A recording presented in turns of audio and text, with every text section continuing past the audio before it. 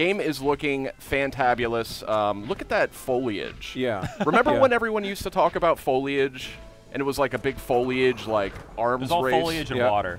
You guys won that arms race based on what I'm seeing here. Welcome back to PlayStation Underground. Today, we're going to be taking a look at Crash Bandicoot, the Insane Trilogy. Specifically, we're taking a look at Crash 3 Warped, the third and final game in this trilogy. I'm joined by my friend and compatriot, Sid Schumann. Why, hello. And we're also joined by Dan Tengway from Vicarious Visions. That's right. I almost said Vicarious Visions, like the way that I messed it up earlier. Got a real problem with that word. That's a really tough word for me. So let's dive on into some gameplay here, and we can start talking about all kinds of stuff. So this is obviously the long-awaited remaster, remake, something of. So this is a remaster. You want to go? and here's a good example of We'll see who is obsolete. remastered cinematic. I got to say though, I mean, I feel like you're selling yourself slightly short calling it a remaster because I've never seen anything kind of to this level. Right. So yeah, we consider it kind of a AAA remaster. Okay. And you know, our team's been very experienced making AAA games, and we've tried to treat this as we would any other title we make, original or not. So, you know, a lot of love and care has gone into this. I mean, we just, you know, take a step back real quick and just kind of look at the scene. I mean, look at those physics. They didn't have this kind of stuff back on the PS1. Come on. Remaster. Only with the power and precision. By the way, we're seeing this on. So this supports PS4 Pro. Yes, it does. And tell me a little bit about what you guys are doing on the PS4 Pro version. So for the PS4 Pro, we've enhanced the graphics and upped the resolution to look even sharper and more colorful than ever. Nice. So we're sticking with 1080 here for YouTube, but game is looking fantabulous. Look at that foliage. Yeah. Remember when everyone used to talk about foliage, and it was like a big foliage, like arms race? It was all foliage and water. You guys won that arms race based on what I'm seeing here. Yeah. No, that was a big push for us. I think you know, you think back when Crash Bandicoot first came out on the PlayStation 1. And it was, by my eyes, probably the best looking game on the PlayStation 1. And that's a huge legacy to live up to. So, you know, when we took this on, we said we've got to make that big of an impression. And I like to think that, yeah, I mean, we've got beautiful amounts of foliage. It's just a lush environment. And obviously, as we've seen, you know, both Crash and his enemies just ooze personality. Okay, which is super important to us. Careful with that one. Up. You gonna go for it? Oh! Almost. Yeah. Smooth. Well, at least you got the one up. Yeah.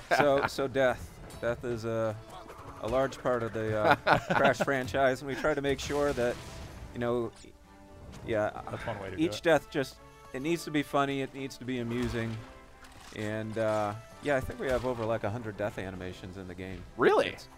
It's pretty crazy. Oh yeah. So what does that process look like when you're going back to the original games created by Naughty Dog and kind of redoing all this? How painstaking is that process of trying to get everything just right, but also making it work in this new version? It is, well, painstaking is a very good way of describing it. But we had the luck, I guess, of getting a hold of the original level meshes. Oh, so that was kind of the cornerstone that we built on, and that allowed us to basically then remaster the gameplay, knowing that if we fit within those level parameters, it would at least be in the right direction. But you know, after that, it just involves a lot of iteration. It involves playing the original games. It involves, you know, just scrubbing back and forth. It also really involves, I think, just having a team who's really fans of the original and know the original front and back. We've got some team members where this was the game of their childhood, and you know, I'll give you a good example. Jump. You know how critical jump is for a platformer. of course. And so, you know, we're like, oh yeah, jump. Yeah, we got that. We had that in our previous games, and we implemented jump the first time, and we go to them, they'll be like, yeah, no, you guys didn't get it. We're like, all right. So we go back to the drawing board, work on it again, and they're like, oh yeah, it's better, but you guys still didn't get it. And so we have probably iterated on jump more than I think pretty much anything else in this game. Yeah. And but the end result, yeah. The end result will hopefully speak for itself. Well, yeah, it looks incredible, but it looks like it feels exactly like I remember it. Well, that was what we were shooting for, Yep. so it's good to hear. Yeah, it's always kind of a difficult bridge to gap, I guess, trying to revisit something that people remember in such a specific way. But if you go back and play the original Crash games, they're probably not quite exactly as you remember them. This looks like how I remember the old Crash games. Oh, that's great. Yeah, it's one of those things where we know, like I was saying before about the levels, you know you got to have certain things. That guy's in his underwear. Yes. Yeah, he blasted his robe off.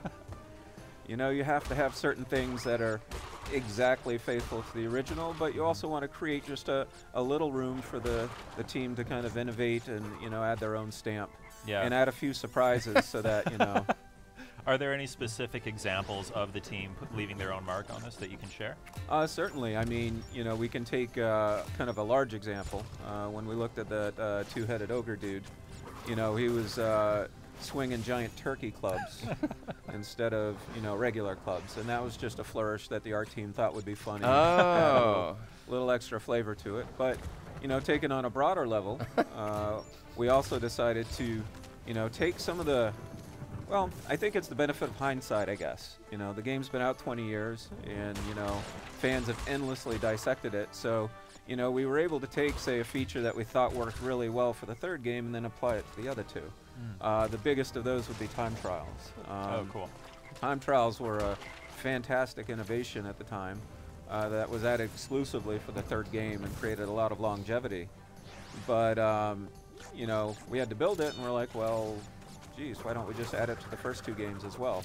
Yeah. So now all games have time trials. That's 80+ levels of time trials for all the fans to just play over again and again. So pretty excited about that. Yeah, I don't think anybody will complain about that change. No, Are there any like forums that you're keeping an eye on where people say they replaced it with a turkey club? How dare they? They're besmirching the legacy of Crash. Well, I think after they watch this video, I'm sure it will appear on Reddit or NeoGAF, but I think people will enjoy the turkey club. It's fun. It fits. It fits perfectly. I enjoy it a lot. Just looking great though, and I noticed the audio seems to be greatly reworked. It feels very faithful, but yeah, you guys totally like re-recorded the score, I want to say, right? Yes, we did. We did get a hold of the original score as they were pressed on the original discs, and we were able to then take out the rhythm tracks. So that just pretty much helped us nail the tempo. And from that, we were able to layer new instrumentation to create a richer track that you're hearing now. This is awesome. I think that there's more skill involved in trying to play in such a way that you're showing off all the deaths, but not quite getting to a game over screen. So kudos on that. Yep. Takes great skill. So Crash Bandicoot, Crash 3 Warped actually first came out in 1998, I want to say? Yes, 98. Oh my god, I can't believe it's been that long. Yeah, so I feel old. It's been almost 20 years, which is incredible to say. What do you think that we've all learned as an industry and as game designers in the last 19 years? What have we learned? Wow. And how does that apply to your work on this game? Yeah. So I think for me what has been interesting, at least I'll speak for myself, I think more so than the industry as a whole. That would be very presumptuous of me. But for myself, I think one of the key lessons that we found in kind of modernizing Crash was, you know, we had really wanted to make sure that it was faithful and true to the challenge, but that didn't mean we couldn't go in and try to communicate some of those challenges more cleanly and try to make it so that, you know, players could better understand what was being asked of them so that they weren't necessarily always just learning by trial and error, but in fact could, you know, okay, I see that this similar pattern's coming up and, you know, I know how to deal with it now. I mean, these are not easy games. They are not, no. No. So you definitely, it looks like you've kept some of that, or a lot of that challenge here. Oh, absolutely.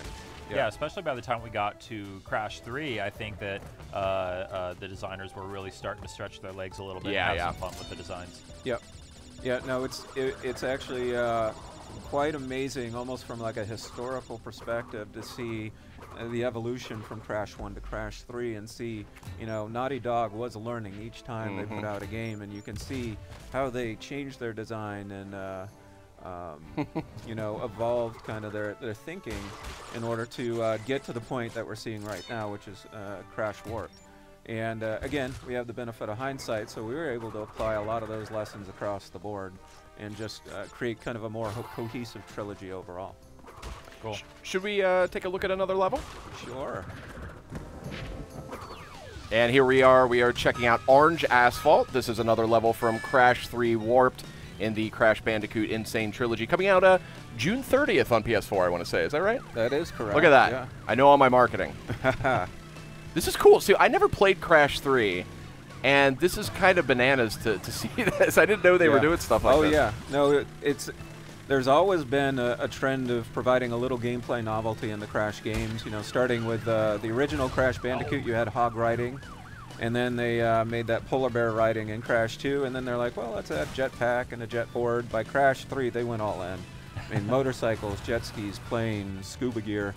It's all there, and it's all here in the Insane Trilogy as well. So, and looking better than ever, I gotta say. I mean, yeah, this level's gorgeous. So here's a good example of a place where I'm sure you guys had to make a decision whether you were going to tinker with the original kind of gameplay feeling of this level, if you were going to put your own spin on it. Where did you guys land on that? Yeah. So the level itself is exactly the same as it was in the original games. The handling, we tried to get as close as we could, but in certain cases we found there were times that we could improve the handling in the vehicle mode specifically, because modern tastes, especially with vehicles and controls for those vehicles, has changed a little bit. So whenever we thought it was a good idea, we did that. You know, I think that's most notable probably in like the plane and the jetpack handling. You know, we spent some time on that. They certainly benefited from, you know, having analog controls and things of that nature. This police force is not particularly efficient, I've noticed. No, they're they got room for improvement. I'd say that's a very polite way of putting it. Yeah.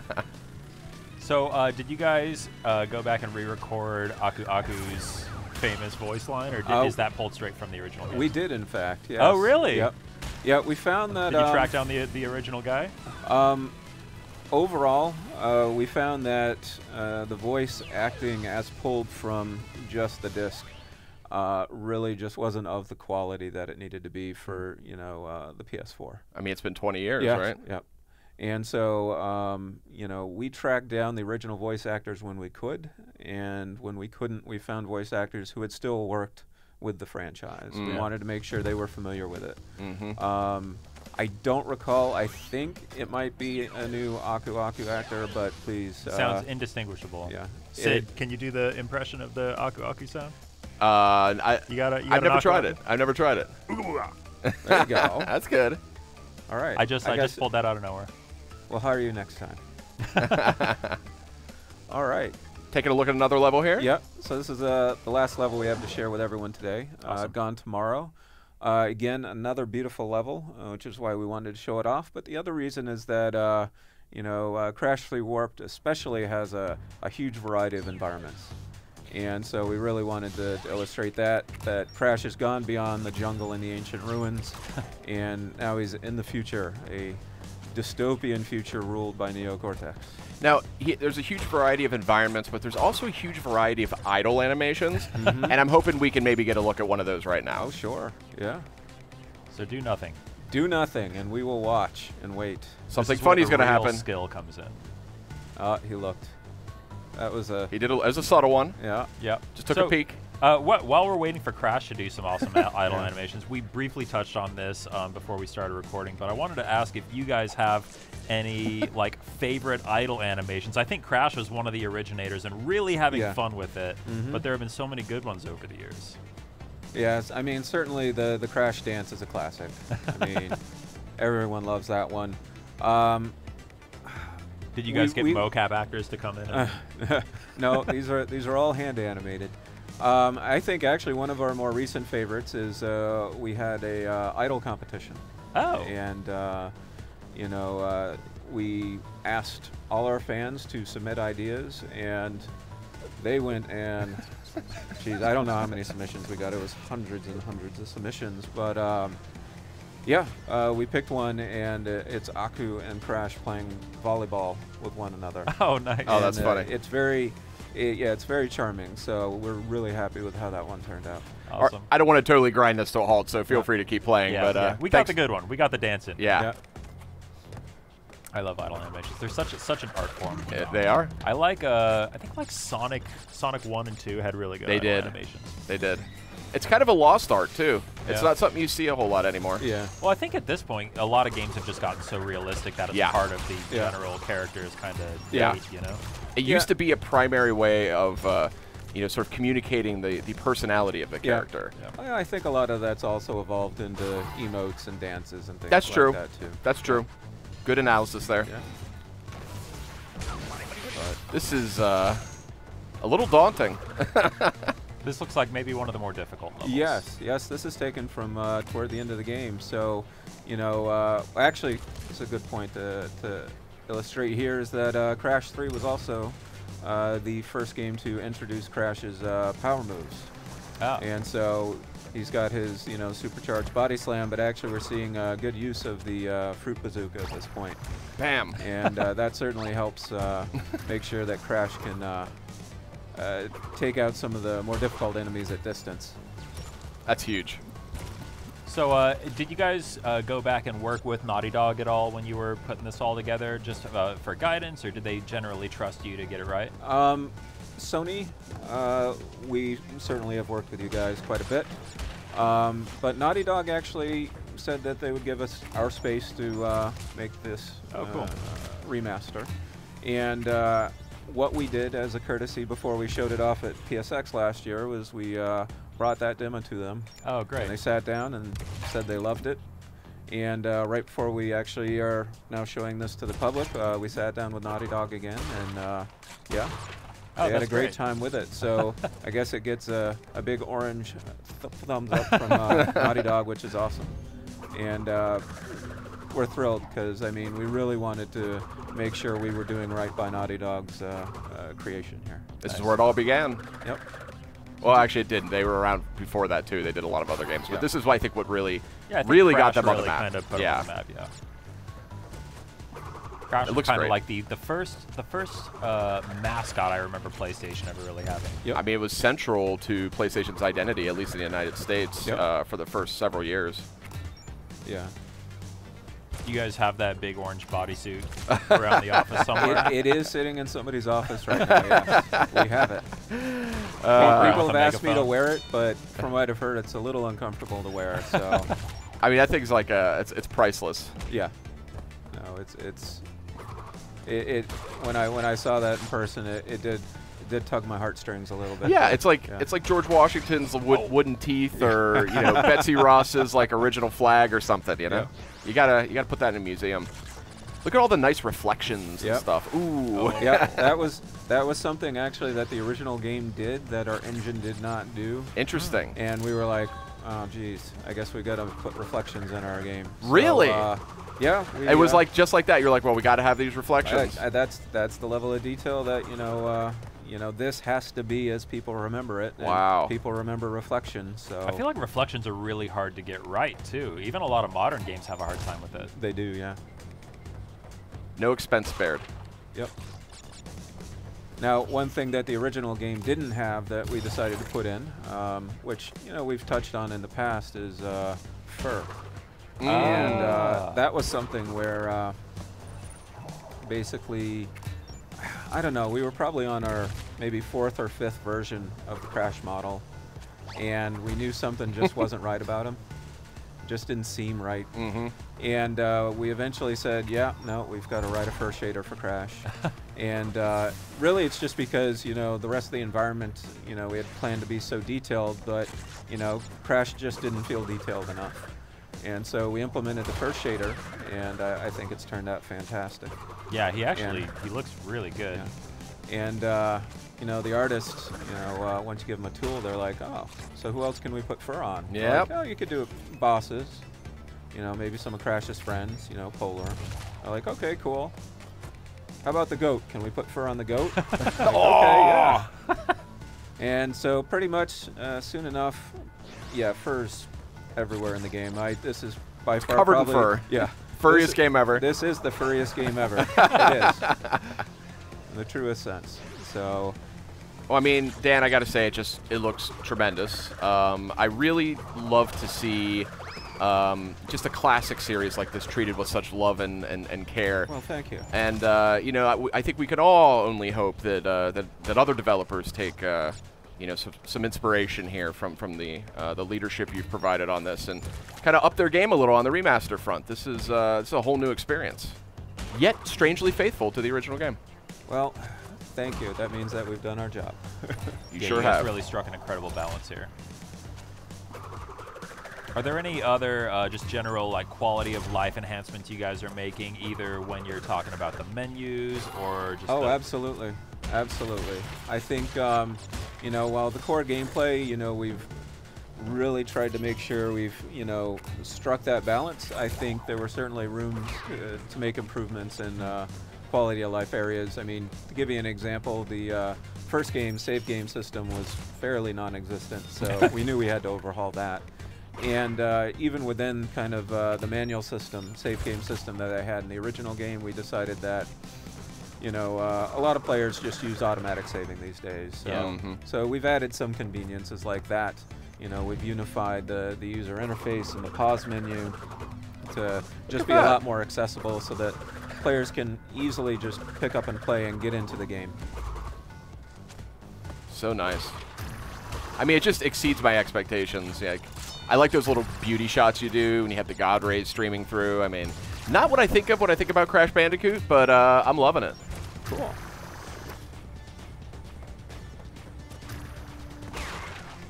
All right, we are almost at the end. Time for the big finish. Come on, you got it. And there we are. Nice. So that is Crash 3 Warped as part of Crash Bandicoot: The Insane Trilogy. Anything we missed? Anything else you want to make sure we talk about here? I want to say to the PlayStation fans, you know, thank you, I guess. I mean, basically, it was their desire to, you know, really see a Crash remaster that kind of gave us this opportunity to make it. So we're excited to get it into their hands come June 30th. Fantastic. Dan, thank you very much. That's Crash Bandicoot: The Insane Trilogy, out June 30th on PS4. Sid, thanks for joining us. And Dan, thank you for joining us. Stay tuned. We'll have more on Crash.